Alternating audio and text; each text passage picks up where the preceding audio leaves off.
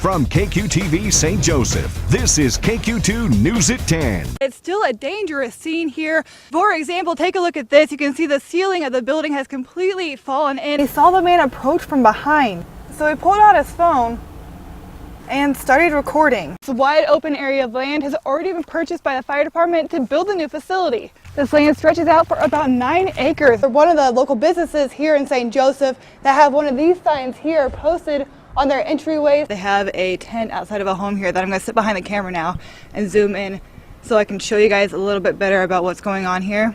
Propane tank was sitting right here on the second step when they found it. This pile of ash and debris is all that's left of their property. I just wanted to give you an update. I've been out here on the scene of a fatal officer-involved shooting. Authorities investigating tonight after Osborne School District students were evacuated due to a possible threat. Police in Atchison, Kansas are investigating after meth was found at an elementary school. Awesome. I've never really flipped a good pancake before, so we'll see. And you have the opportunity to take one home if you do. Oh, so if I get it on here, do I get to take it home then? Yes, you do.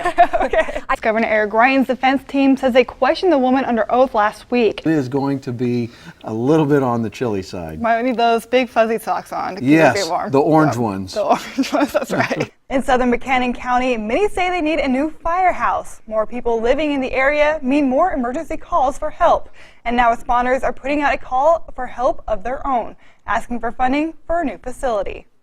In an emergency, every second that passes can be the difference between life or death. Last year, my husband had some health issues. And Newman knows the feeling all too well. I ended up having to call 911 2 different times. It's very scary. But when Newman made the call, she wasn't thinking about who would be on the receiving end. Our fire department was the first to respond. And so without them, they got there before the ambulance, but they got things ready for the ambulance to be there. Newman says the South Central Buchanan County Fire Department helped save her husband's life. Now the agency is asking for some help from the community.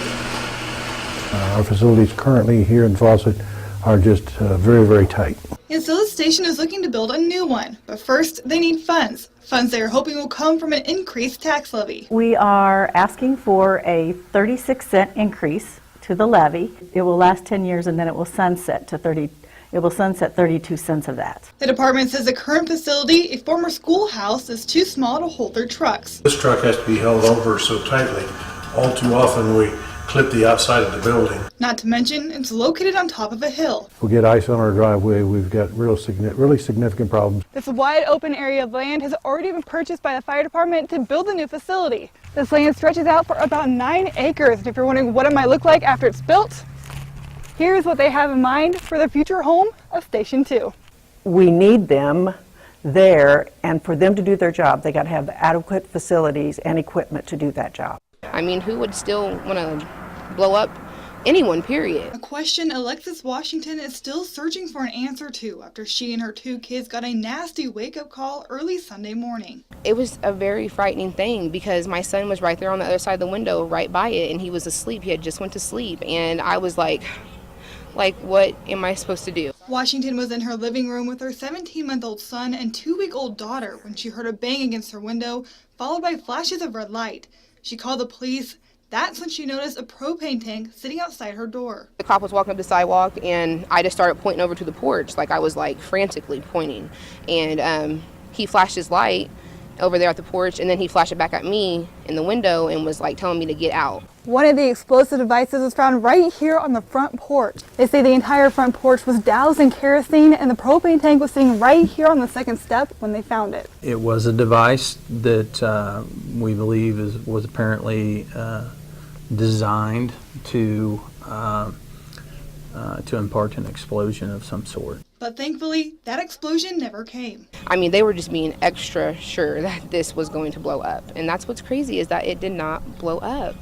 That was just God with us, you know? Washington says there was a lit paper towel on the propane tank that was set to make it go off. However, it went out before the device exploded. SJPD says they're still investigating. This investigation will continue. The detectives will continue to run down leads that they have in reference to this. Washington says authorities told her she should get out of the home for her family's safety. She says she's just happy to have another day with her kids. That was just God. He was with us. He was definitely with us. Brooke Anderson, KQ2, your local news leader. From KQTV St. Joseph, this is KQ2 News at 10.